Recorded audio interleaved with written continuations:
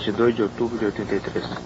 Reverendíssimos senhores sacerdotes, minhas senhoras, meus senhores, há 500 anos vem se adensando sobre o Ocidente a terrível crise em cujo ponto mais doloroso, sensível e perigoso nós nos encontramos no momento presente. Ela nos assedia, ela nos seduz, ela nos espreita a todos os momentos. Ela arrasta a todos os momentos, até mesmo aqueles que nos são mais caros. Esta revolução que é proteiforme, que toma os mais variados aspectos, esta revolução constitui um todo só. E é contra este todo que um outro todo faz a contra-revolução. Esse todo é a revolução gnóstica e igualitária, a respeito da qual me parece importante que nós façamos algumas considerações hoje, para nós termos bem em mente o que ele é, como ele se desenvolveu e até onde ele chegou. Haverá momento das nossas reflexões em que nós nos perguntaremos, tá bom, quando ele morrerá? Já não é o tema da presente exposição. Nós devemos, na reunião de hoje, tratar de descrever no que consiste a revolução. E para nós termos bem ideia daquilo que ela é, nós devemos remontar a ordem de coisas que ela encontrou, ver as transformações que ela operou nessa ordem de coisas, de maneira a chegar à ordem de coisas que nós estamos. Pela obra dela, se conhece o espírito dela. E assim eu vos convido a passar em mente para aquela época em que a Idade Média vicejava na Europa, aquela época tão malsinada, da qual, entretanto, o Papa de gloriosa recordação, Leão XIII, numa das suas encíclicas, teve a famosa dissertação, tempo houve em que vai ser lida pelos senhores nesse momento. Tempo houve em que a filosofia do Evangelho governava os estados. Nessa época, a influência da sabedoria cristã e a sua virtude divina penetravam as leis, as instituições, os costumes dos povos, todas as categorias e todas as relações da sociedade civil. E então, a religião instituída por Jesus Cristo, solidamente estabelecida no grau de dignidade que lhe é devido, em toda parte era florescente, graças ao favor dos príncipes e à proteção legítima dos magistrados. E então, o sacerdócio e o império estavam ligados entre si por uma feliz concórdia e pela permuta amistosa de bons ofícios. Organizada assim, a sociedade civil deu frutos superiores a toda expectativa, cuja memória subsiste e subsistirá, consignada como está em inúmeros documentos, que artifício algum dos adversários poderá corromper ou obscurecer. Os senhores acabam de ouvir, portanto, palavras de Leão XIII a respeito dessa Idade Média tão malsinada. Como o Papa, voltando-se para trás, e ele falava no século XIX, onde a obra revolucionária já estava tão adiantada, ele falava como prisioneiro da Revolução, dentro do Palácio do Vaticano e junto à Basílica de São Pedro. Nesta época, ele considerava essa Idade Média. Nessa Idade Média, a sociedade estava organizada segundo um princípio que hoje parece moderníssimo, mas como muitas e tantas coisas modernas, não é senão uma coisa antiga, a que se procurou dar um aspecto moderno para valorizar a Revolução. A sociedade era organizada segundo um princípio que se aceita hoje para muitos efeitos técnicos e burocráticos, mas que não se aceita de nenhum modo para efeitos socioeconômicos. A sociedade era organizada sobre o princípio da especialização das funções. O corpo social, como todo corpo, tem órgãos próprios. Esses órgãos que realizam, cada qual, uma tarefa própria. E é da harmonia desses órgãos e da harmonia dessas tarefas que resulta o bem do corpo humano, o bem do ser humano. Assim também, com a sociedade medieval, havia 3 grandes órgãos especiais da sociedade. Esses órgãos eram o clero, a nobreza e o povo.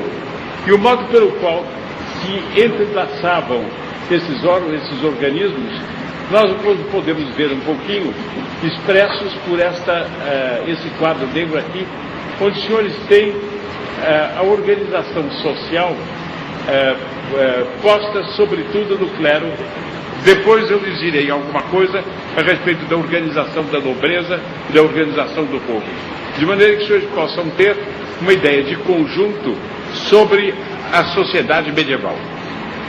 Por que razão o clero era a primeira das classes sociais? O sacerdote é o pontífice. A plenitude do sacerdócio tem o bispo. Os padres participam do sacerdócio. Eles são também verdadeiramente sacerdotes. Eles são pontes. Pontifax é aquele que faz ponte. Eles têm a excelsa missão de serem a ponte entre Deus e os homens. E como a sociedade vive sobretudo para Deus, como a sociedade vive sobretudo para dar glória a Deus e para, a seu modo, ministerialmente facilitar a salvação das almas, a classe que leva a Deus, a classe que realiza a mais importante obra na salvação dos homens, é naturalmente a primeira classe social. Essa primeira classe social,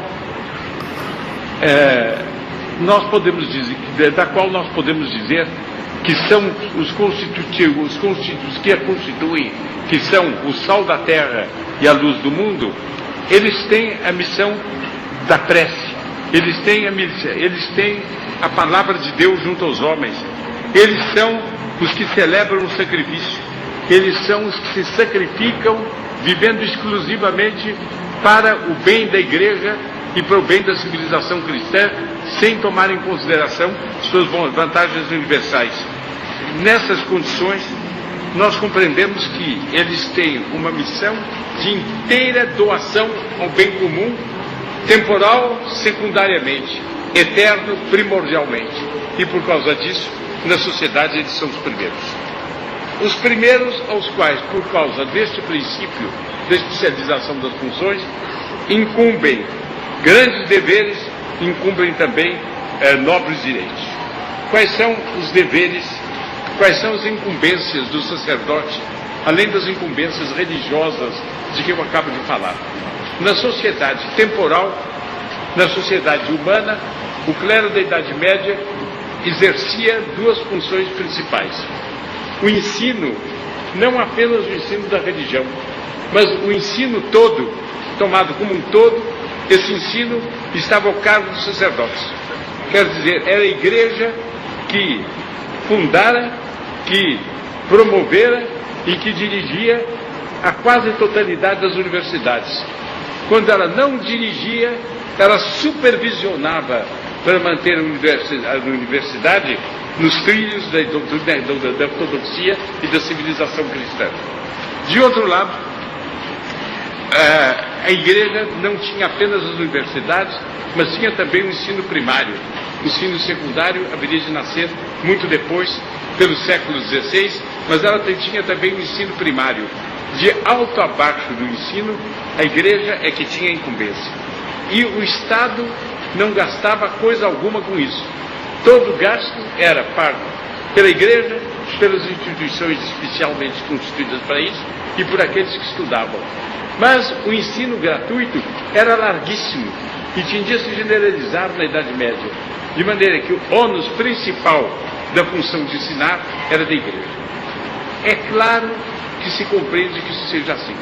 Não só por uma razão histórica, porque depois das invasões dos bárbaros, a igreja foi quem começou a reerguer o teor da civilização, difundindo o ensino por toda parte, mas porque, como qualquer matéria que se ensine pode ter uma relação próxima ou remota com a religião, e como acima de tudo convém que o ensino conduza as almas a uma conceituação límpida e exata da única religião verdadeira, a católica apostólica romana, era excelente que em mãos da igreja estivesse o ensino. tarefa gloriosa, a qual se ligava também para a igreja outra tarefa insigne e tão própria das mãos de mãe da igreja.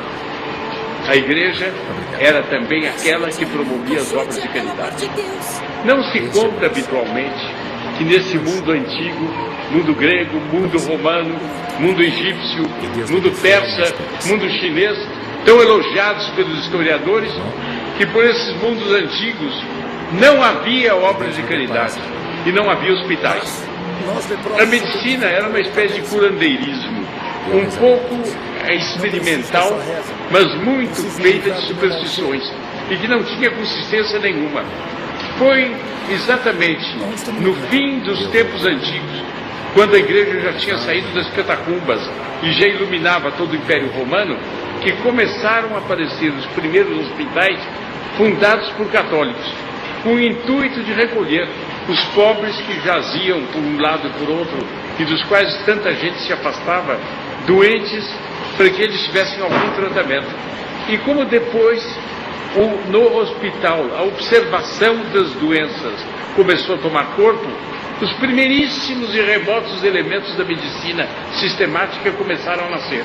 O uso da água, por exemplo, para lavar as feridas, esse uso foi conhecido nos hospitais. Foi uma ciência, um conhecimento adquirido nos hospitais católicos. E, assim como os hospitais, outras obras de caridade, impulsionadas pela Igreja, encheram a Europa de ponta a ponta. Desde a Rússia, eu quase diria até os Urais, até o litoral atlântico de Portugal, toda a Europa se encheu de obras de caridade.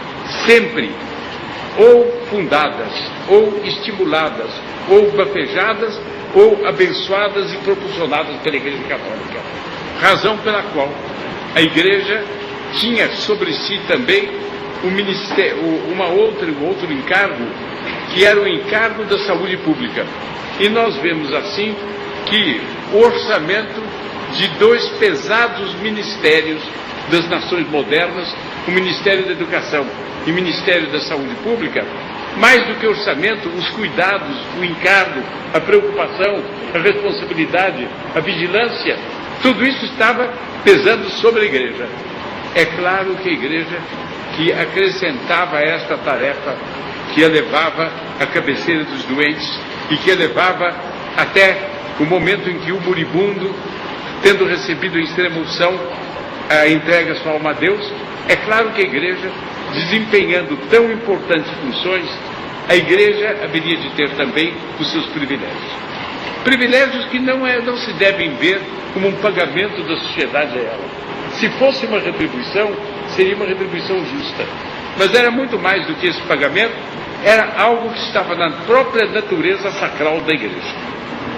Assim, por exemplo, os sacerdotes, por serem da primeira classe social, por serem clérigos sagrados pela Igreja, eles gozavam do chamado privilégio de foro. Quer dizer, o sacerdote só podia ser julgado por um tribunal eclesiástico. E mesmo quando o tribunal eclesiástico condenasse o sacerdote à prisão, ele não iria para a prisão comum, ele ia para a prisão da autoridade eclesiástica, chamada aljube, para que aquele que foi separado pela vocação de Deus da massa dos homens e entregue à Igreja, este estivesse nas mãos da Igreja, até no momento tristíssimo em que ele devesse defender a sua inocência. Até no momento mais triste ainda, em que sua inocência fosse demonstrada pela própria Igreja, como não mais existindo. No momento da pena, ainda era a mão da Igreja que o castigava, porque só ela está à altura dessa excelsa missão de castigar aquele que é pontífice de Deus. Mas, de outro lado, o sacerdote era protegido, não só contra o braço secular, contra os abusos do Estado por essa forma, mas a lei o protegia também contra os atentados do crime. Um criminoso que cometesse um crime contra um sacerdote não cometia apenas o crime de homicídio ou o crime de lesar o físico de alguém, mas ele cometia o crime de sacrilégio, porque a pessoa do sacerdote é sagrada e atentar contra ela era sacrilégio. E enquanto tal, o processo Não porque o sacerdote fosse réu, mas é porque o sacerdote era vítima, passava para a igreja. E era o tribunal eclesiástico que ia julgar o réu, para ter a garantia de que o réu seria punido com o respeito devido à autoridade excelsa que ele tinha atacado. O sacerdote gozava da isenção do serviço militar. Isenção essa que decorre do princípio Ecclesia abhorret a sanguine. A igreja tem horror ao sangue. Isenção tão legítima que até nos estados modernos dos mais leigos se dispensa o sacerdote de serviço militar. Ele não combatia, mas apesar disso, o papel militar do sacerdote era um papel insigne. Todos se lembram da famosa Batalha de Belgrado, no século XV, que quebrou o ímpeto dos maometanos que avançavam pelos Balcãs, em que o São Félix de Sigmaringa era um frade franciscano que dirigia o serviço espiritual da batalha. Ele de tal maneira percorreu durante todo o tempo as fileiras dos cristãos, com o crucifixo alto e pregando para que atacassem, para que lutassem, para que batalhassem.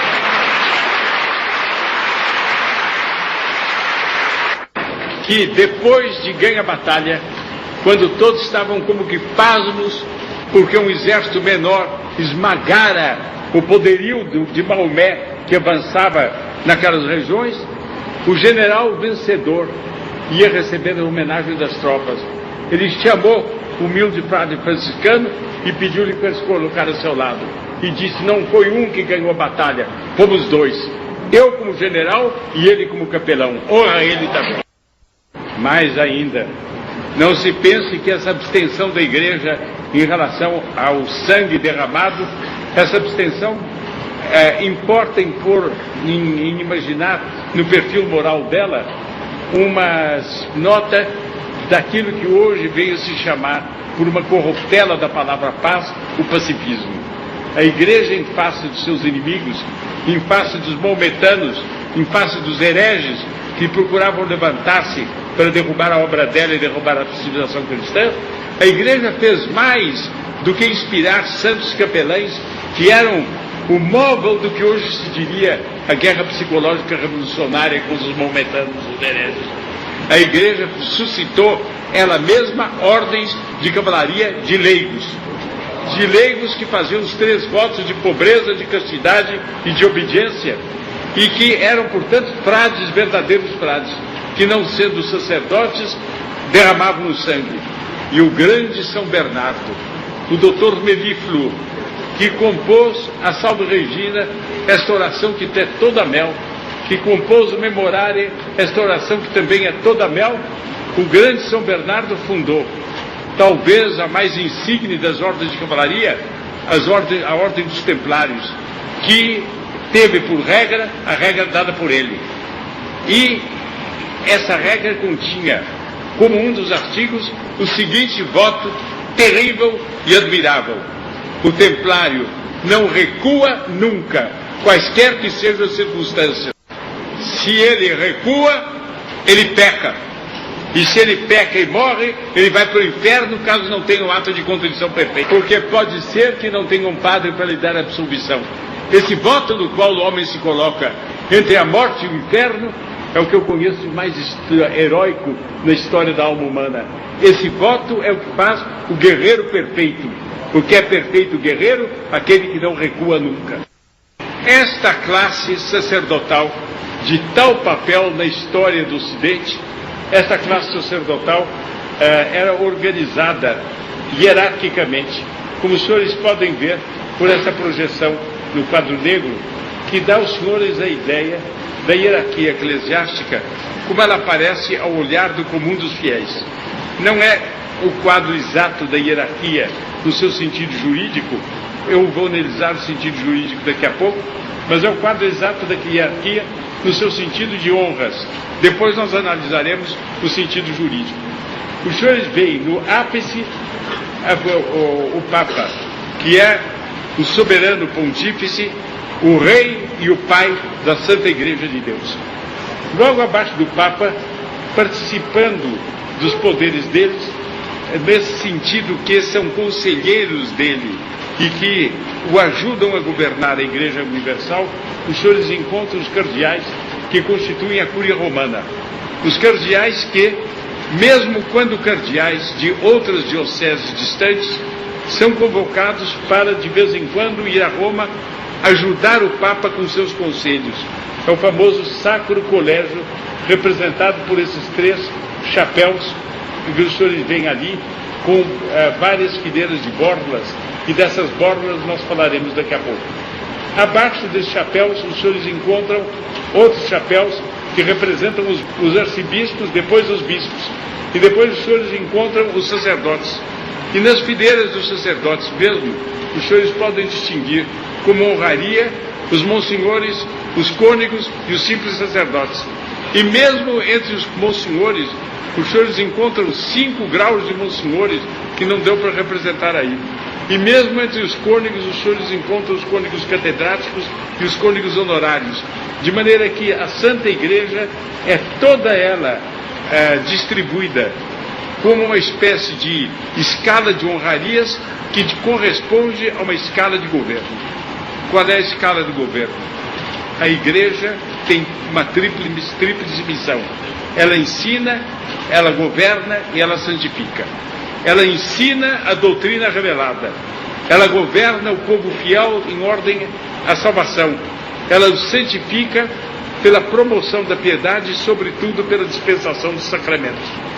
Esta Igreja, com essas 3 missões, essas missões se exercem através dessa hierarquia pelos graus instituídos por nosso Senhor Jesus Cristo, por aqueles graus que são os graus fundamentais da hierarquia, hoje em dia, o Papa, os bispos e os sacerdotes. A Igreja, ao longo dos séculos, movida por aquele espírito hierárquico que é o dela, o que é o espírito de nosso Senhor Jesus Cristo, ela pôs nuances dentro dessa hierarquia. Então estabeleceu os cardeais, habitualmente bispos, mas dos quais outrora alguns foram leigos, ainda recentemente alguns eram padres. Depois ela estabeleceu entre os bispos uma categoria, a dos arcebispos, depois a dos bispos, e depois outras categorias entre os sacerdotes, de maneira que nessa hierarquia fundamental de 3 graus, em que a plenitude do pontificado é do bispo, em que a plenitude do governo é do Papa e localmente é do bispo, nessa hierarquia depois é do pároco. Nesta hierarquia os senhores têm uma série de honrarias para o clero secular que assim se distribui. É interessante notar que, amiga dos símbolos e amiga da hierarquia dos símbolos, a Igreja adotou para os cardeais esse imenso chapéu vermelho com uma série de borlas. A distância não me dá para ver quantas filas de borlas são. Bom, 4 filas de borlas. Depois, para os bispos, uma fila a menos, 3 filas de borlas. Para os padres, 2 filas de borlas, para exprimir por aí a gradação. E o chapéu era o símbolo, como para a coroa o rei, para o padre o chapéu era o símbolo do seu poder e de sua influência.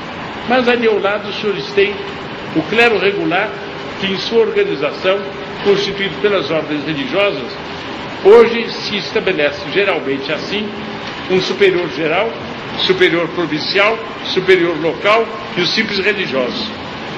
De maneira tal que, ainda no clero regular, os senhores têm todas essas gradações. E os senhores têm, por esta forma, uma classe social eminentemente hierárquica. Essa hierarquia será um modelo inspirador na aparência. Na realidade não foi isso. Um modelo inspirador da hierarquia da ordem social que nós vamos examinar daqui a pouco e que vai ser projetada para os senhores dentro de poucos instantes. Como é essa hierarquia da ordem secular? Assim como na Igreja, a Igreja se compõe de 2 classes. Uma é o clero e outra são os leigos. O clero ensina, governa, santifica. Os leigos são ensinados, governados, santificados. O clero existe para o bem comum e cada um na Igreja existe para dar sua colaboração ao bem comum, mas existe sobretudo para a sua própria santificação. Assim também, na ordem temporal, nós encontramos agora uma classe que existe para o bem comum. Essa classe tem uma morfologia e uma gênese toda especial que eu daqui a pouco vou descrever. Essa classe, porque vive para o bem comum e porque ela não vive só para seus interesses, nem principalmente para os seus interesses, pela mesma razão pela qual o clero é a primeira classe social, essa classe será a segunda classe social. Essa classe é a nobreza. Qual é a origem da nobreza europeia? Qual é a origem do feudalismo dentro do qual a nobreza europeia se estruturou? A origem da nobreza europeia é desconcertante, porque ela resultou do ataque dos adversários. Muitas vezes o mal, querendo fazer o mal, sem suspeitar, faz o bem.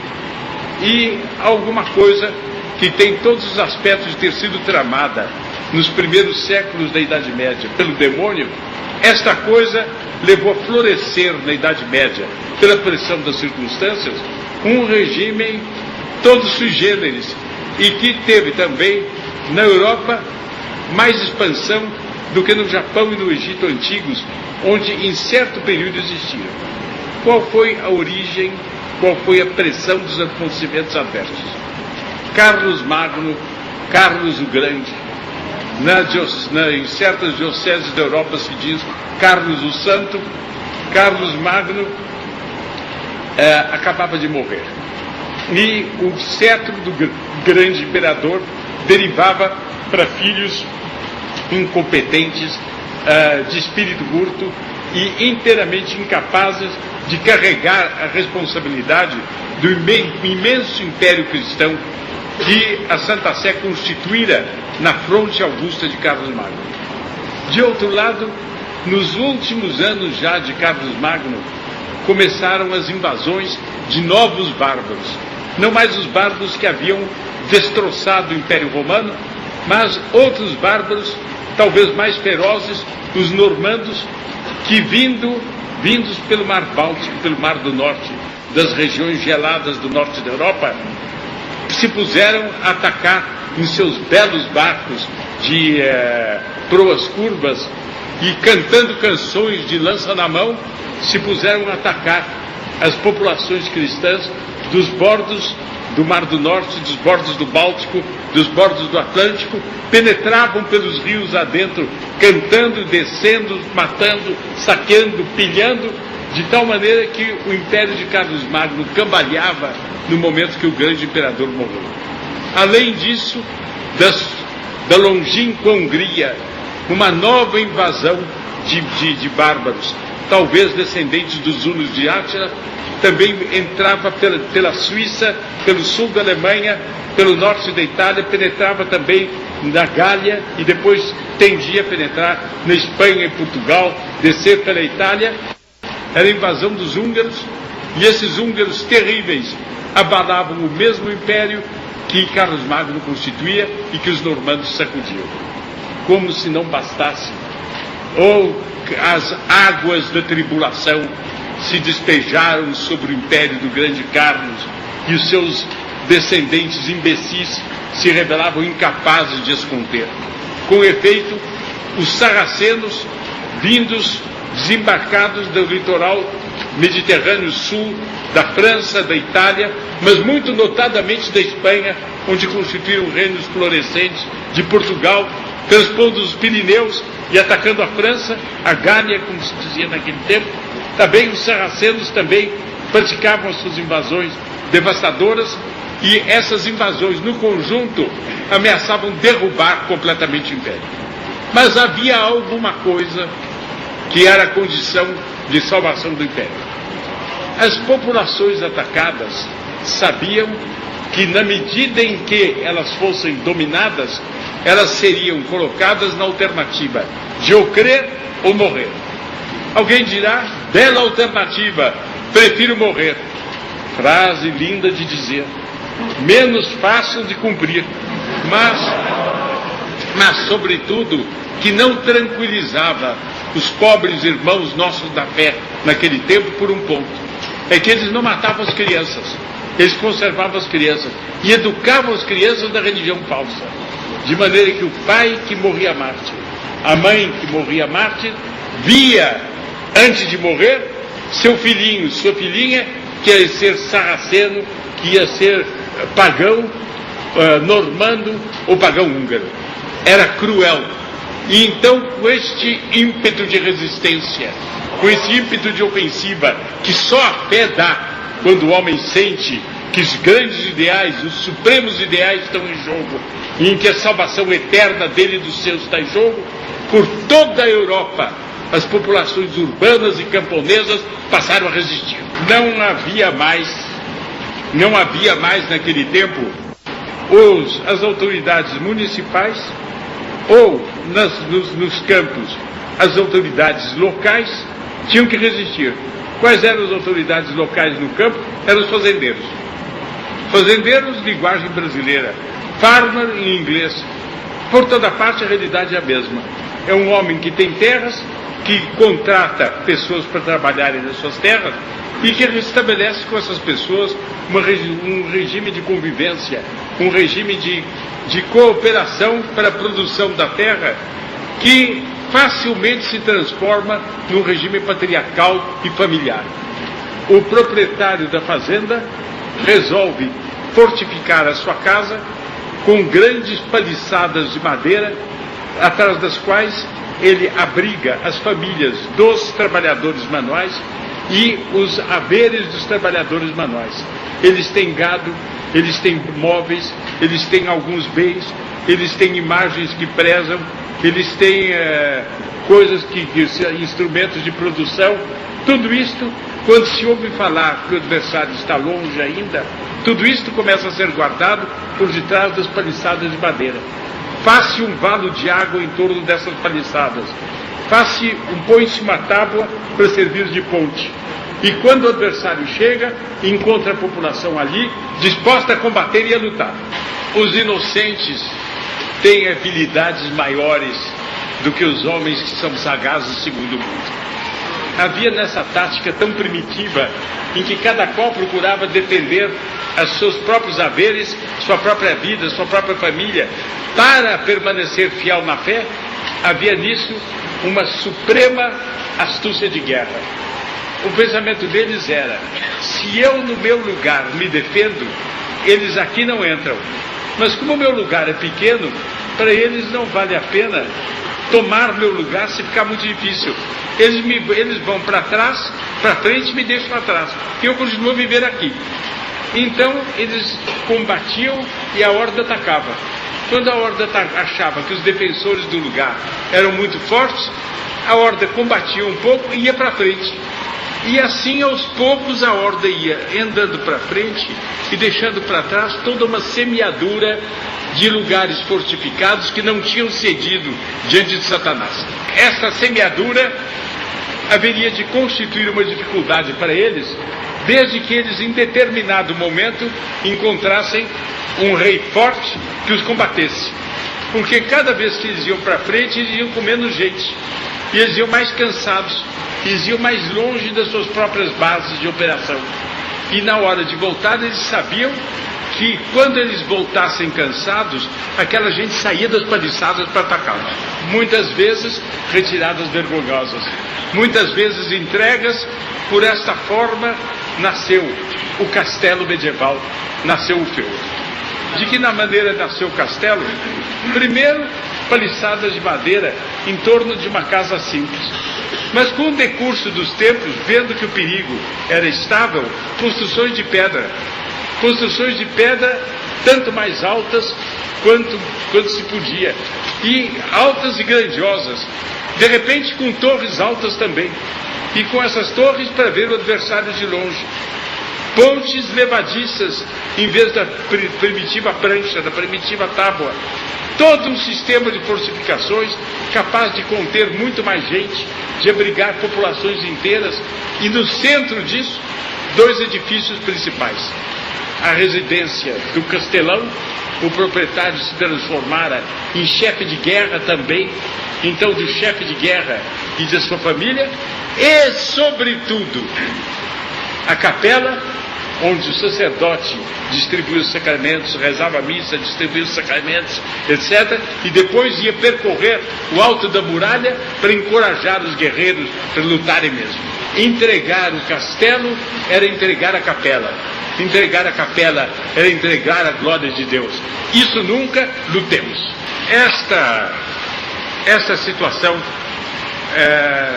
em tempo de paz, derivou para outro encargo. Quando as hordas bárbaras estavam afastadas, os países cristãos, infelizmente, guerrearam entre si. Porque a paz perpétua é uma utopia de sonhadores. Ela não pode existir. Em razão do pecado original, os homens de vez em quando se guerrearão, pressionados pelo demônio, etc., entrarão em luta uns contra os outros. A paz perpétua não existe. Guerreavam. E para mover os povos à guerra, o verdadeiro meio era de que os castelães fizessem eles mesmos a luta, pelo mesmo mecanismo. Se um inimigo atacava, invadia o país, o castelão defendia a sua zona, defendia a sua propriedade. E com isso o inimigo passava adiante. De defesa em defesa, ele se extenuava e ele podia acabar sendo derrotado. Os reis começaram a constituir exércitos mais ou menos regulares. Qual era a obrigação do rei em caso de invasão estrangeira? Qual era a obrigação do senhor feudal? Qual era a obrigação do camponês? Qual era a obrigação do plebeu habitando nas cidades? A obrigação do rei era de convocar todos os nobres do reino para a guerra. E ele tinha obrigação, como hoje o Ministério da Guerra convoca os habitantes de um país válidos para a guerra e convoca para a mobilização militar, e tem todos a obrigação de ir. A classe militar que devia derramar o sangue pela pátria era a nobreza. E para isso não havia limite. A qualquer hora que o rei chamasse, para qualquer lugar para onde o rei destinasse, os nobres deviam ir combater. Qual era a obrigação da plebe? A plebe não tinha o serviço militar obrigatório. A plebe só tinha como obrigação defender a própria zona. Se ela fosse vencida, o inimigo entrava. Se ela não fosse vencida, o inimigo não entrava. Então, o inimigo passando, para o plebeu era paz, porque o plebeu não lutava na guerra. A classe militar era exclusivamente a classe nobre. O rei pagava os plebeus voluntários, que por amor à luta, por amor ao soldo, queriam se engajar com os soldados. Mas eles podiam sair do exército. Eles não tinham obrigação do nobre, que nunca podia deixar a condição militar, e que até velho ainda era obrigado a combater. A classe nobre era a classe batalhadora. Como a classe nobre cumpriu esse dever fundamental? A esse respeito, eu não conheço historiador que discorde. A nobreza, formada pelo espírito cristão, compreendia que a vida, o ideal da vida, não é viver muito tempo, não é viver agradavelmente. O ideal da vida é viver nobremente. E a vida nobre consistia na vida do sacrifício. O nobre entendia que era linda a vida de um homem que fez um ato de coragem. O momento alto da vida de um nobre não era da Idade Média, depois mudou. Mas na Idade Média, o momento alto da vida de um nobre não era o baile, não era a festa em que ele se pavoneava com lindos trajes. A vida do nobre, o momento alto, era o momento em que ele correu o risco, em que ele prostrou o adversário com o risco de sua própria vida. Esse era o momento nobre. O momento em que ele raspou na eternidade, e por pouco que fosse, ele era chamado por Deus para adorá-lo por todo sempre na mansão celeste. O nobre levava esta vida cônscio desse sentido supremo do momento de risco, em que ele realizava a sua varonilidade cristã na integridade, tão cônscio que nos numerosos casos em que o nobre ficava ou perdia um braço, ou perdia uma perna, ou ficava cego, ou ficava doente para a vida inteira, numa palavra ele ficava inválido, ele era recolhido no castelo de sua família. E sobre isso eu falarei daqui a pouco. Num aposento digno, na condição de membro da família, e respeitado por todos, de tal maneira que seu próprio desfiguramento era um título para admiração, é um título para veneração. Aquele foi como um homem que nos tempos dos mártires era, por exemplo, mutilado por uma fera, caía na arena, pensava se estava morto e saía. Esse era venerado pelos antigos católicos. São Bernardo ensina que o soldado que morre na guerra por amor à fé, o soldado que morre na guerra para cumprir, numa guerra sem sentido religioso, cumprir o seu dever religioso de batalhar, esse pode ser considerado um mártir. O mutilado de guerra era um homem que carregava uma parte da palma do martírio. Diante dele, todos se inclinavam reverentes. A honra era o prêmio do nobre. Não o prazer, nem a riqueza, mas a honra. Era a classe da honra. Era a classe do sacrifício, era a classe da honra. Essa classe desempenhava, portanto, a custas próprias, a tarefa árdua e também o ônus árduo dos ministérios da guerra, da marinha e da inexistente aeronáutica de nosso tempo. Quer dizer, toda a despesa da guerra era do nobre. E por causa disso, o nobre era obrigado, quando convocado pelo rei, a trazer alguns dos seus vassalos, pagos por ele e armados por ele. O armamento não era do rei, o armamento era do nobre, e saía da propriedade do nobre. Os senhores podem imaginar um momento de emoção numa guerra, quando o nobre, os seus parentes, a parentela numerosa, porque as proles eram grandes, os seus parentes, e depois alguns homens contratados por ele partiam para a guerra. Os senhores podem imaginar a cena, os cavalos ajerezados, os homens todos com suas armaduras, lanças, espadas, etc., que acabam de sair da igreja, da capela, e montar a cavalo, acabam se despedindo das famílias e vão cavalgando.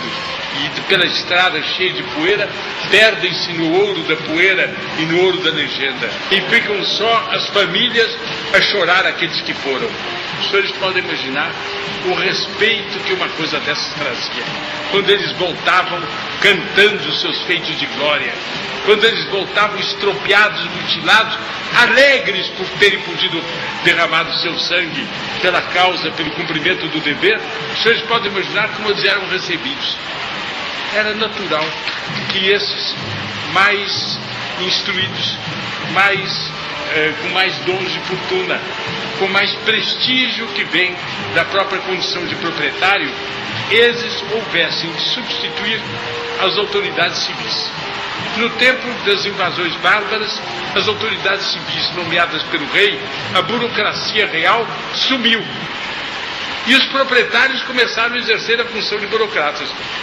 E então o nobre, ao mesmo tempo que guerreiro, enquanto o castelo era sitiado, era juiz e era governador, era prefeito daquela zona da sua propriedade. E também gratuito. De maneira que outras importantes funções públicas o nobre exercia sem nenhuma remuneração. Alguém dirá, mas doutor Plínio, não era gostoso ser ao prefeito, ser juiz, sentar-se e ficar julgando aquele outro, ser um homem superior, não era uma vantagem? O senhor apresenta isso como sacrifício? Eu digo, vá propor um juiz de hoje, pelo gosto de julgar, trabalhar sem ganhar. Vá propor a qualquer prefeito, qualquer vereador de hoje, trabalhar sem ganhar, pelo gosto de mandar. Os senhores encontrarão poucos, muito poucos, se é que encontrarem. Porque isso é gostoso no primeiro minuto, nos primeiros 10 minutos a gente olha, decide, e depois quando começa a coisa cacete, e a prova, e a contraprova, e a ameaça de vingança, e quanta coisa há, e entra dia, sai dia, é aquele chora-chora, e aquela denúncia falsa ou denúncia verdadeira, não há quem aguente a não ser mediante o interesse. Os senhores suponham, há muitos que pensam hoje que a posição do proprietário rural hoje é muito menos boa do que de um nobre no tempo do feudalismo. É uma ilusão. Os senhores proponham aos proprietários rurais de hoje o seguinte negócio: eles não são obrigados a pagar impostos, os nobres não os pagavam. Em compensação, só eles guerreiam e o resto do país fica em paz. Os senhores acham que haveria muitos fazendeiros que gostariam disso? Além disso, eles gratuitamente são prefeitos e juízes no lugar. Os senhores acham que muitos haveriam de querer isso? Ou eles preferiam 1000 vezes a condição de proprietários de hoje em dia? A condição do proprietário hoje melhorou. A condição do proprietário na Idade Média era embebida do princípio cristão que ter obriga em fazer, que ter obriga em dar. E eles davam a sua própria vida, eles davam o seu trabalho, eles davam tudo para governar o próprio feudo. Esses feudos, assim constituídos, eram baseados em 2 princípios. No princípio da hereditariedade, do qual nós falaremos daqui a pouco, e depois num outro princípio, que é o princípio da subsidiariedade. Qual é o princípio da hereditariedade? É um princípio contra o qual muito se tem falado hoje em dia. Porque um homem trabalha e tem dinheiro, se compreende. O dinheiro é o prêmio do seu trabalho. Mas que um homem tenha o prêmio do trabalho do pai e herde sem ter trabalhado, não há uma injustiça. Mesmo muitos dos que são partidários da propriedade privada ainda acham que não deveria ser hereditária. E daí, na maior parte dos países de hoje, uma tendência a ir corroendo a herança de maneira tal que praticamente cada vez se herda menos. E o grande filhão que herda de todo mundo é o Estado. Essa disposição provém da ideia de que a herança é injusta. A herança, entretanto, e a hereditariedade das funções tem um grande e misterioso papel, que é baseado no princípio da hereditariedade biológica, da continuidade da educação e da missão de uma verdadeira elite. Hereditariedade biológica. Para ser uma linhagem de guerreiros, é altamente conveniente que vários ancestrais tenham sido guerreiros. Parece que algo se transmite misteriosamente através dessa linhagem e de tal maneira que o filho e neto de guerreiro acaba ele mesmo sendo um privilegiado guerreiro.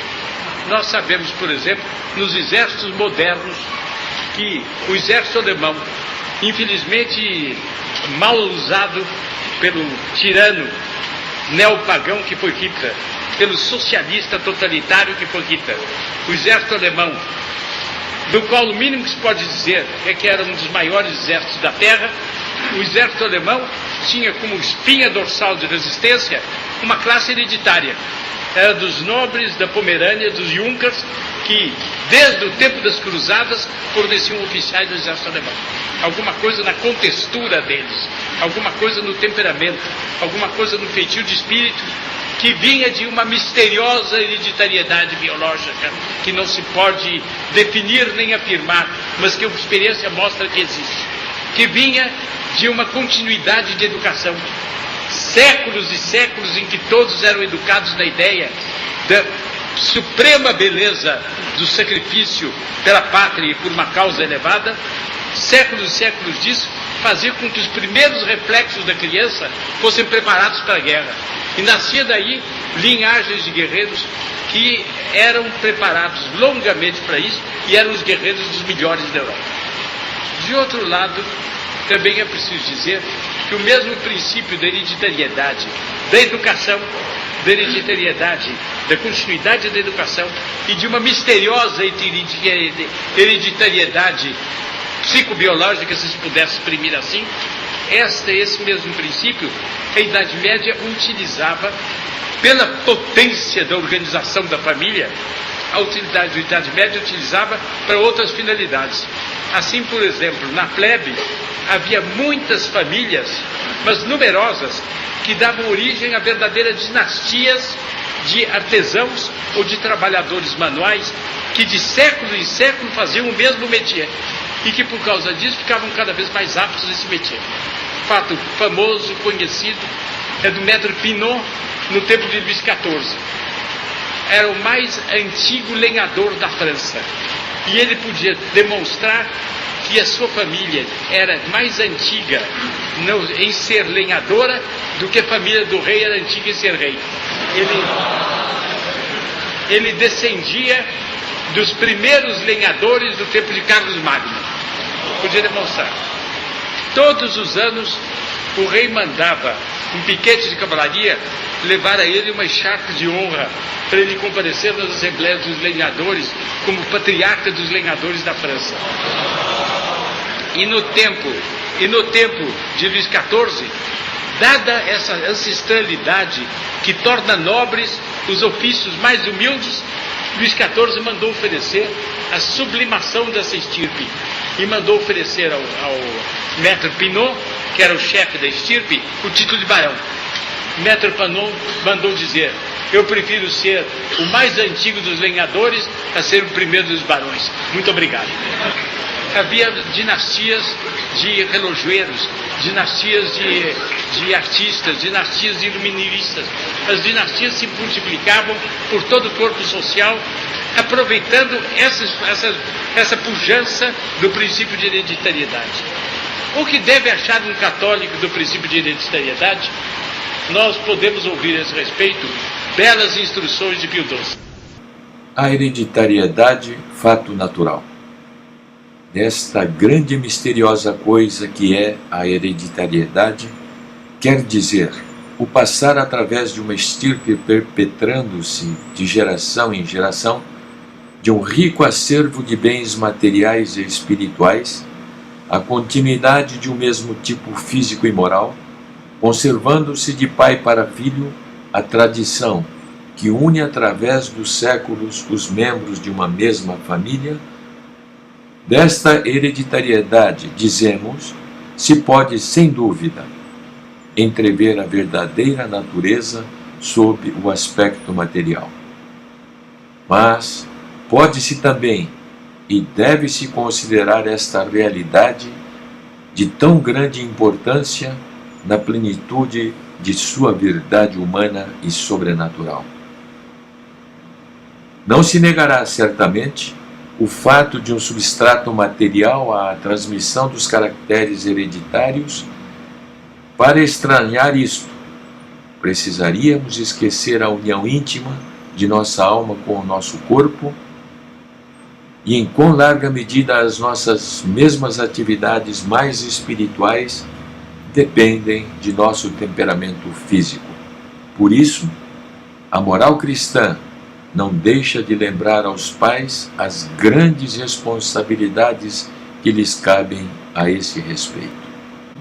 Mas o que mais vale é a hereditariedade espiritual, transmitida não tanto por esses misteriosos liames da geração material, quanto com a ação permanente daquele ambiente privilegiado que constitui a família, com a lenta e profunda formação das almas, na atmosfera de um lar rico de altas tradições intelectuais, morais e, sobretudo, cristãs, com a mútua influência entre aqueles que moram em uma mesma casa, influência essa cujos benéficos efeitos se prolongam muito além dos anos da infância e da juventude, até o fim de uma longa vida, naquelas almas eleitas que sabem fundir em si mesmas os tesouros de uma preciosa hereditariedade com o contributo de suas próprias qualidades e experiências.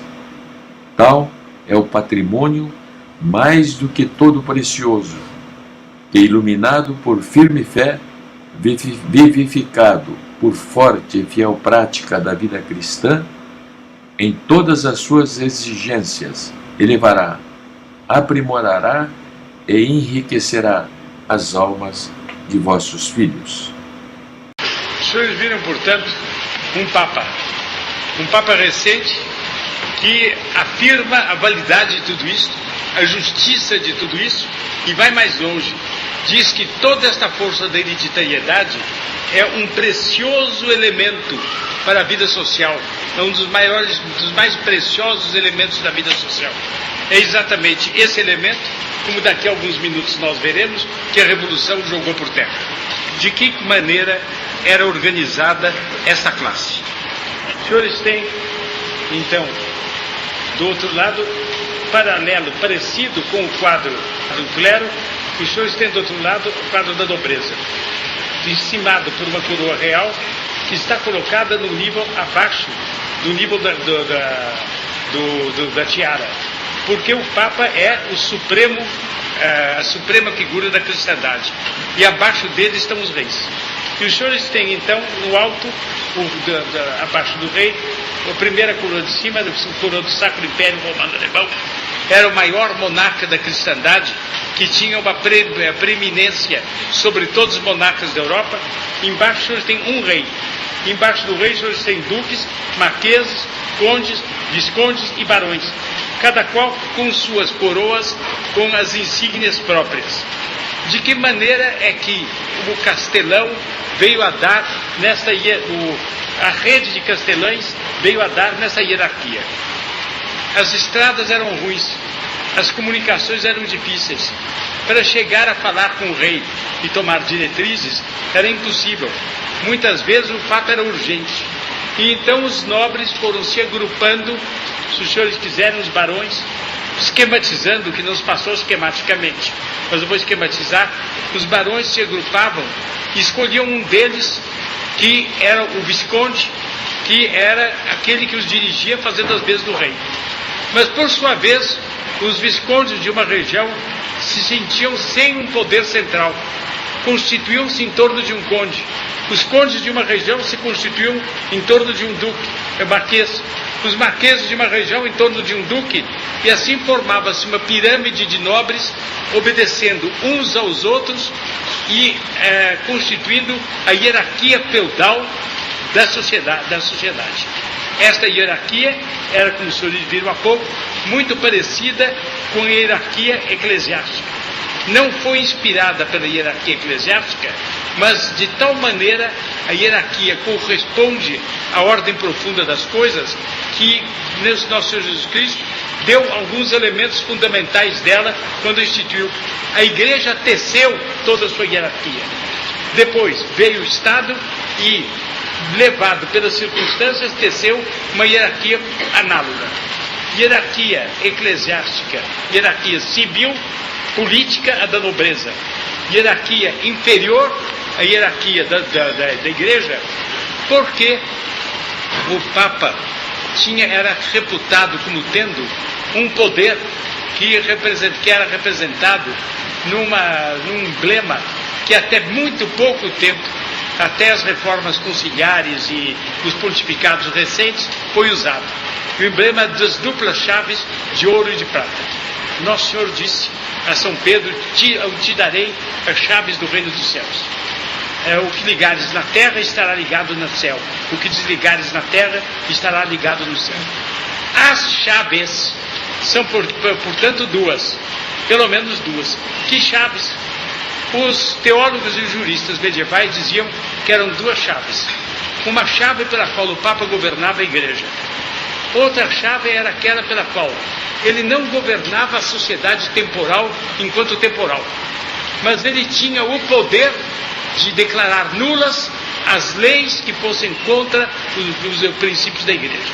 E enquanto tal, ele tinha um poder indireto sobre a sociedade temporal, ratione peccati. Tudo que o Estado fizesse que era pecado, o Papa podia anular. E se um rei recalcitrasse, o Papa podia depor o rei. Várias vezes decretou interdito e depôs reis. Quer dizer, o poder do Papa era o poder supremo. poder do Papa de tal maneira supremo que há iluminuras medievais representando uma missa hipotética realizada na Catedral do Papa em Roma, São João do Latrão, com os seguintes coroinhas: Imperador do Sacro Império, Rei da França, Rei da Espanha, etc., servindo de coroinhas ao Papa. E é certo. Esta é a boa ordem das coisas. Bem,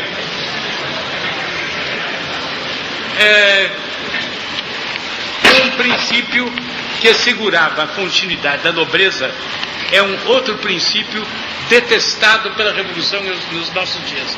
É o princípio da primogenitura. Eles partiam da ideia de que o primogênito representa e, por assim dizer, desdobra mais os pais do que os outros filhos, de maneira tal que ele é o continuador do nome, ele é o continuador da estirpe, e por causa disso, para ele deve ir o grosso da fortuna. Então, quando morre, quer na nobreza, quer na plebe, morre o pai, não se faz a partilha igual de hoje em dia, mas passa uma partilha pela qual o grosso da fortuna fica reunido na mão de um, e os outros têm algumas partes para irem tentar a vida. Qual era o resultado disso? O primogênito ficava um senhor importante, dotado de, se ele era plebeu, dotado de dinheiro, dotado de recursos materiais. Se ele era nobre, dotado de poder político, de prestígio social, de algum dinheiro também. Esse primogênito tinha a obrigação de atender e de socorrer nas necessidades todos aqueles que descendiam da mesma estirpe originária, e dava parentelas enormes, de maneira que naqueles vastos castelos, muitas vezes semi-habitados apenas, aparecia um parente e pedia hospedagem, hospedava-se com os seus para a vida inteira, desde que ele justificasse a sua inação.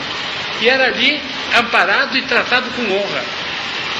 O dinheiro, a fortuna do primogênito era o Instituto de Aposentadoria e Pensões dos ramos mais ricos. Mas ninguém quer viver de aposentadoria e pensão só quando é moço e é capaz de criar. Então os ramos segundos da nobreza eram votados à aventura e à guerra. Quer dizer, esperava-se deles que eles tentassem coisas fabulosas para fundar um patrimônio que então era deles, e eles constituírem uma outra família nobre. E daí o fato de nós encontrarmos tantos nobres arriscando a vida nas primeiras fileiras e fazendo aventuras nas navegações, nas conquistas e tudo mais, aventuras de toda ordem. Eles eram regiamente acunhoados pelo rei e fundavam suas próprias estirpes. Era um estímulo para que o nobre, como diplomata, como político, como intelectual, como guerreiro, em todos os ramos de atividade que lhe estivessem abertos, o nobre fosse dos primeiros, porque assim ele saía dessa situação de penumbra e ele mesmo brilharia com os seus antepassados. Era, portanto, tudo calculado para aproveitar das famílias de elite do país todo o possível em benefício do país. É o momento de nós dizermos uma palavra a respeito da plebe. O que dizer a respeito da plebe? O que era o plebeu? Quem era plebeu? Era todo mundo. A exceção era ser padre e ser clérigo e ser nobre e herdeiro. A massa da população era plebeia.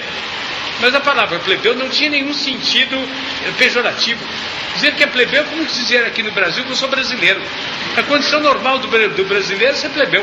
Como do francês é ser plebeu, do espanhol é ser plebeu, do norte-americano é ser plebeu, do canadense é ser plebeu. A massa dos homens constitui a plebe. Não é vergonha, é idêntico a ser homem. Homem é plebeu, nobre é exceção, clérigo é exceção. Bem, o que é que faz o plebeu? O plebeu não precisa lutar. Ele precisa rezar, é verdade. Mas ele não precisa consagrar a sua vida à igreja. O que é que ele faz? O seu tempo lhe sobra para si. E ele ganha dinheiro. É a classe incumbida da produção econômica.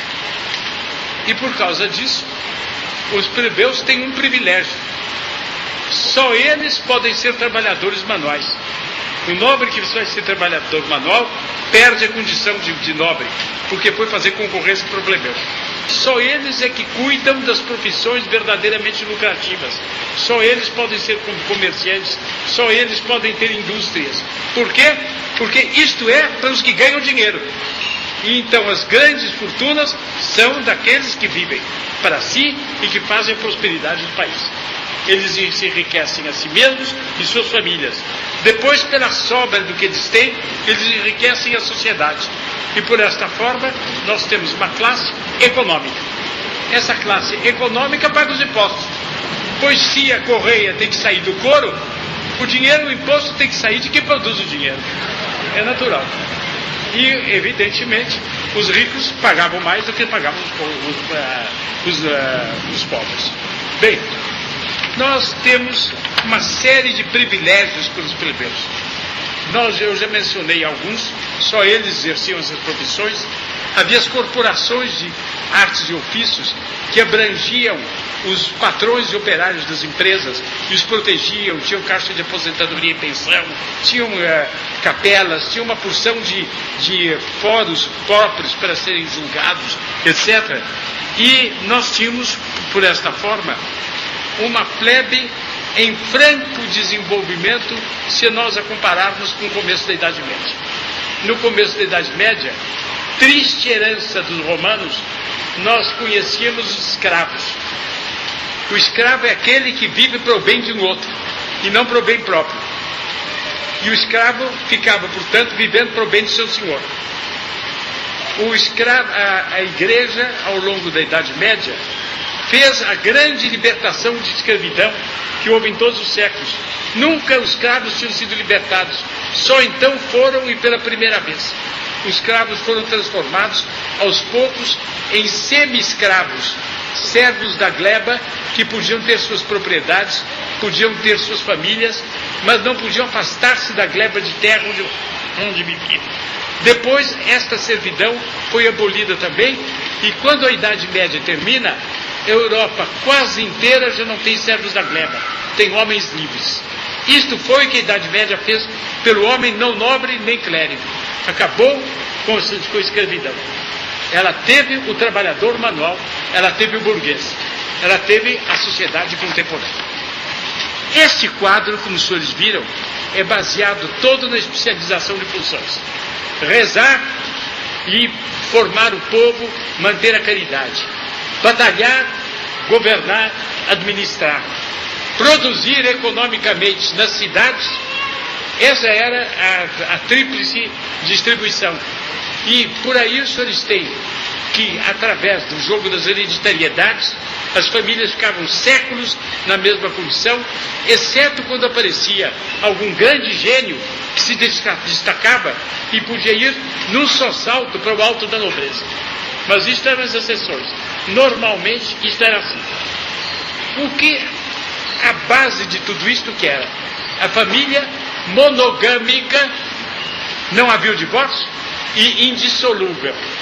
E os tribunais, para disporem sobre os assuntos ligados à paternidade legítima e ilegítima e à indissolubilidade do vínculo, eram os tribunais eclesiásticos, para que tudo se passasse com uma sacral e santa seriedade. Esse sistema que fazia do corpo, fazia da sociedade um organismo justo, se bem que não igualitário, diferenciado, se bem que moderadamente diferenciado, contra essa sociedade atirou-se a revolução. De que maneira ela se atirou? Ela se atirou da seguinte forma. Ela nasceu no século XV com um empalidecimento do amor a Deus e do amor às coisas eternas pela preocupação das coisas terrenas. Nas cortes dos reis, nas cortes dos nobres, o gosto pelo prazer se generalizou. E com o gosto do prazer, o senso do dever se enfraqueceu. Com a generalização do gosto pelo prazer, com o enfraquecimento do desejo dos bens eternos, pela cobiça dos bens desta terra, começaram a nascer no homem duas apetências, especialmente malditas, e elas foram a fonte da revolução. O homem que vive para o prazer, vive para a sensualidade. de todos os prazeres que o homem carnal pode ter, nenhum é mais torrencial, nenhum o domina mais tiranicamente do que o prazer do sexo. Razão pela qual esse prazer facilmente se transforma para o homem numa obsessão. Essa obsessão leva o homem facilmente ao abandono da religião ou à subestima da religião, porque 2 mandamentos da lei de Deus moderam, jugulam esse prazer e o contém nos limites definidos da fidelidade conjugal e do dever de procriar a prole. É o mandamento: não pecarás contra a castidade. É o mandamento: não cobiçarás a mulher do próximo. É claro que uma religião que tão firmemente reivindica os direitos da pureza não pode deixar de ir afastando de si aqueles que se mantêm na impureza. Mas a impureza é terrível.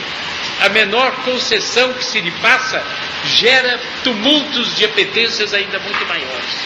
E a humanidade foi conhecendo a vergonhosa decadência dos costumes, moderada na aparência apenas no fim da Idade Média, para ir tomando ao longo dos tempos modernos um caráter de transbordamento cada vez mais definido, a tal ponto que em muitos países, a partir do século XVI, já não se tolerava a indissolubilidade do vínculo conjugal. E mesmo depois do século XIX, começou essa indissolubilidade a não ser tolerada também nos países católicos. E hoje a indissolubilidade do vínculo conjugal é negada por quase todas as legislações contemporâneas.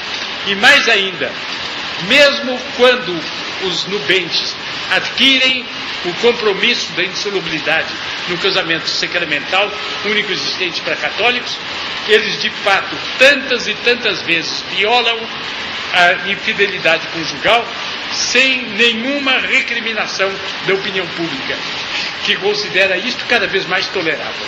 Quer dizer, a imoralidade entrou como uma enxurrada.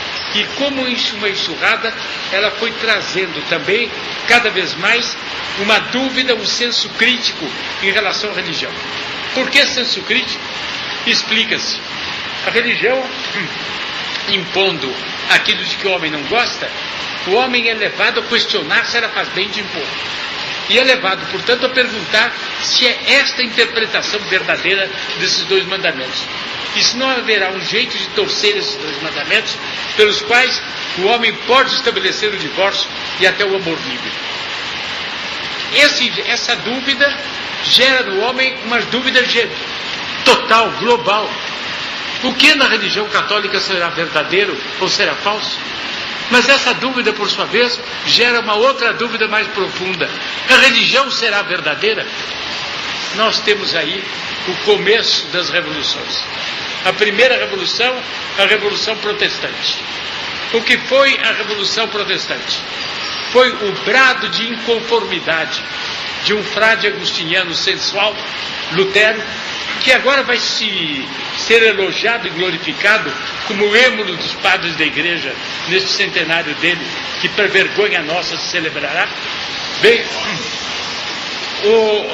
Lutero afirma-se contra o celibato eclesiástico. Liberdade para todos os padres desejosos de sensualidade. Liberdade para todas as freiras desejosas de sensualidade. Padre da Franca, no livro de ouro dele, A Igreja, Reforma e Civilização, documenta a existência de tantas freiras apóstatas no tempo de Lutero, que se chegou a constituir um mercado de freiras para se venderem como prostitutas. Era a liberdade que elas assim reivindicavam. Ele proclama a dissolubilidade do vínculo conjugal e estabelece na seita luterana por ele fundada a possibilidade do divórcio como coisa corrente e comum. Mais ainda, o Padre Leonel Franca dá demonstração de 2 casos de príncipes alemães que exigiram dele outra coisa, que permitisse 2 casamentos ao mesmo tempo para eles. E a ameaça dos príncipes alemães de perseguirem o protestantismo se ele não concordasse. Ele concordou porque ele não tinha vocação para morte. O resultado é que até a poligamia começou a entrar. Foi uma maré de sensualidade que invadiu a Europa e que só não penetrou inteiramente nos países católicos. Ao lado disso, vinha naturalmente o livre exame. Vamos questionar a interpretação destes mandamentos. Vamos questionar a interpretação de toda a religião. Por que a Igreja é infalível? E por que essa infalibilidade reside no Papa? Por que que eu, Lutero, não interpreto a Bíblia como quero e o outro também não interpreta como quiser? O livre exame é um resultado psicológico forçoso dessa situação. É até certo ponto um resultado lógico. O livre exame nasceu de causas muito mais profundas. Ele nasceu do orgulho humano. É dolorido ao homem tomar um livro e interpretar de um jeito e depois aceitar outra interpretação, porque um hierarca lhe diz: eu tenho o poder de interpretar. A minha interpretação verdadeira, a sua é falsa. Ora, ao lado da sensualidade, companheira necessária da sensualidade, começou a entrar na Europa do fim da Idade Média o orgulho. Cada um querendo ser mais do que o outro. Ele foi o autor de uma imensa revolução religiosa que contestou a infalibilidade da Igreja, contestou o poder dos papas. Algumas seitas protestantes contestaram a existência de bispos, não deve haver bispos, e outras seitas protestantes, na Escócia, na Morávia, etc., contestaram até a existência de padres. Dentro da Igreja, todos somos iguais. Fez-se então, no terreno religioso, uma revolução igualitária absoluta, revolução igualitária esta que marca o sentido das revoluções que haveriam de vir. Lutero, século XVI.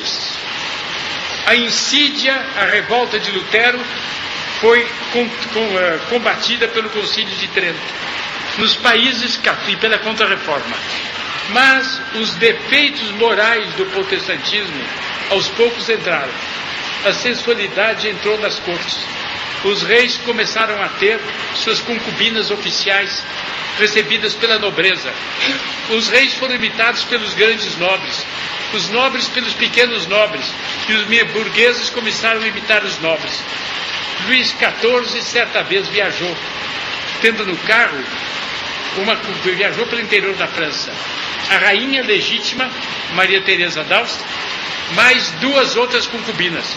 E o povo à beira da estrada se ajoelhava para ver passar o rei e as três rainhas.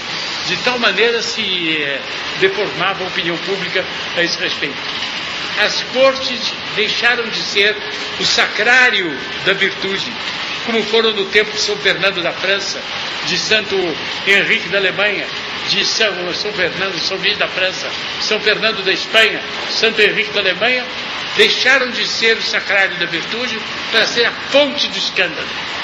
De outro lado, todo mundo quis derrubar todo mundo. Quer dizer, os reis negaram a autoridade do imperador. Os nobres, depois de duramente amarrados pelo absolutismo real, começaram a afrouxar a autoridade dos reis. Os plebeus se perguntaram por que respeitar os nobres. E as classes sociais começaram a se diluir, a estremecer. Veio a segunda revolução, a Revolução Francesa. A Revolução Francesa fez no campo civil aquilo que Lutero fez no campo religioso. Lutero contestou o chefe supremo da Igreja, o Papa.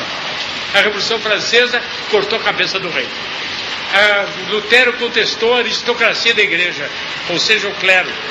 A Revolução Francesa negou e decapitou boa parte da aristocracia da terra, para ficar apenas a plebe. E então nasceu uma sociedade igualitária em tudo, sem especialização de funções, nem mais nada, e apenas com essa diferença, a diferença do dinheiro.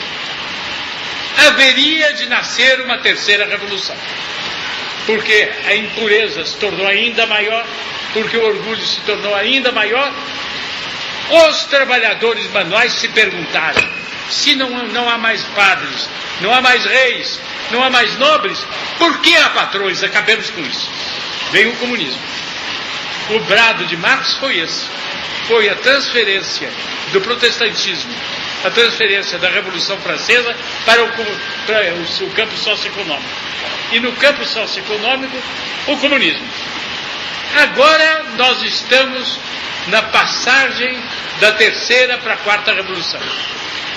O comunismo, começam a perguntar os hippies, o comunismo perguntou a Sorbonne, o comunismo pergunta a revolução autogestionária no poder na França, com Mitterrand, desde as últimas eleições. O comunismo por quê?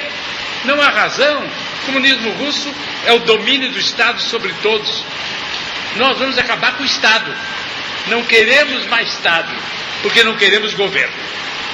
É a anarquia que Carlos Marx previa como fim da evolução que a humanidade deveria ter. Ele queria a anarquia final.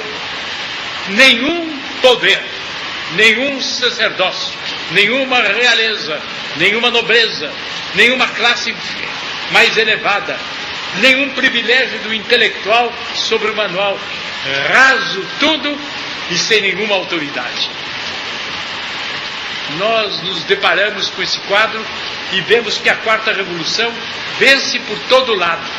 A todo momento há algum indício de que ela entra.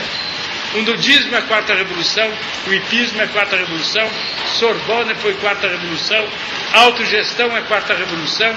Por toda parte o mundo vai caminhando para a quarta revolução.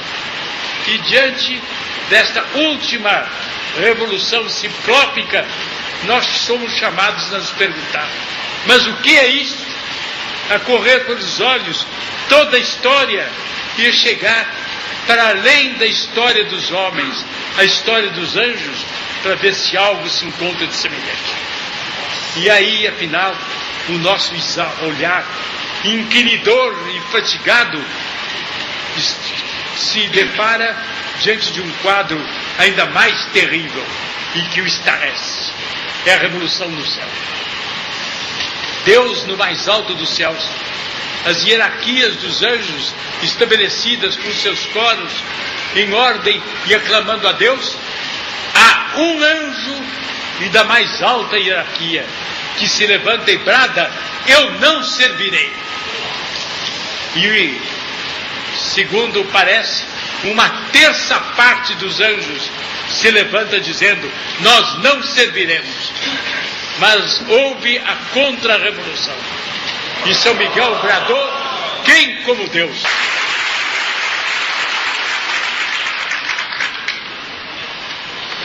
Diz então a Escritura que fez-se nos céus uma grande guerra e que Satanás e os seus sequazes foram jogados no inferno, onde persistem até agora. Não é bem verdade que esta revolução assim descrita, pelo simples fato de ser descrita e de ser comparada com esta revolução maldita e primeba, se mostra uma repetição no cenário terreno daquela primeira revolução. E não é bem verdade que esta revolução que nos conduz à destruição de toda autoridade e de todo o lâmina social é a obra direta daquele que gritou uma vez: non serviam. Por que razão é que ele gritou non serviam?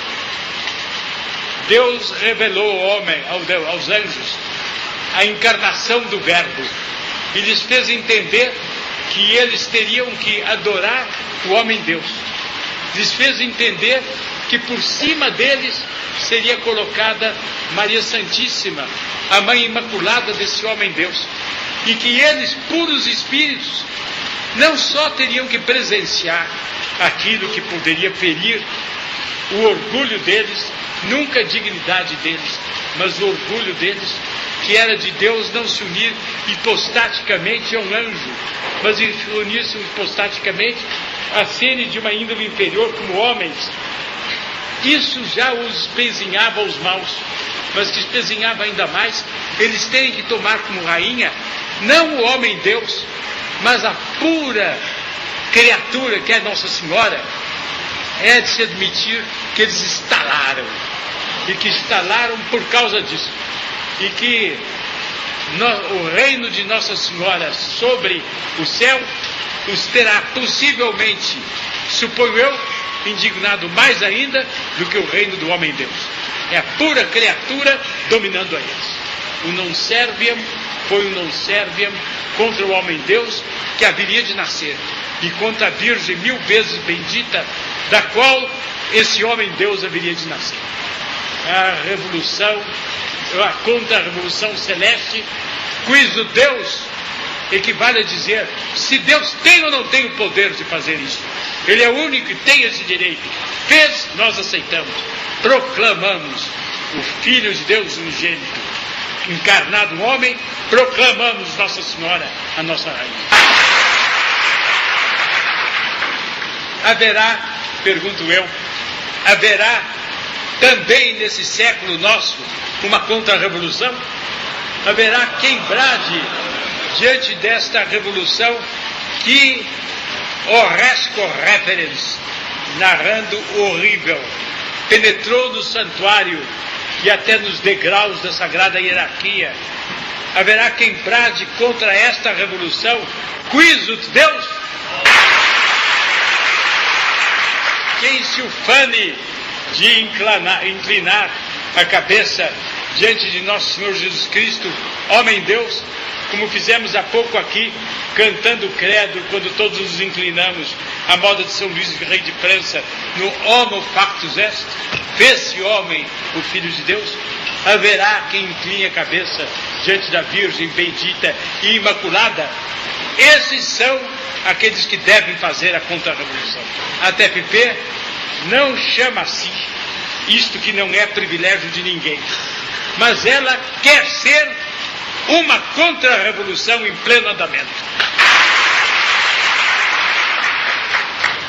Uma contra-revolução cuja finalidade é a implantação na terra do reino de Maria. Modo super quintessenciado de implantar o reino de nosso Senhor Jesus Cristo. Porque o nosso Senhor só é plena e inteiramente rei na medida em que Nossa Senhora é rainha. Para isto, a TFP foi fundada. Para isto, ela atravessou dificuldades mil. Para isto, ela se estendeu penosa e dificilmente ao longo da terra por 15 nações.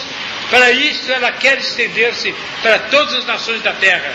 Ela quer estender-se para além da cortina de ferro, em condições renovadas e talvez diversas, estabelecer, entretanto, uma ordem de coisas terrena que seja de acordo com os princípios da hierarquia, da pureza, comandadas, inspiradas, bafejadas pela fé.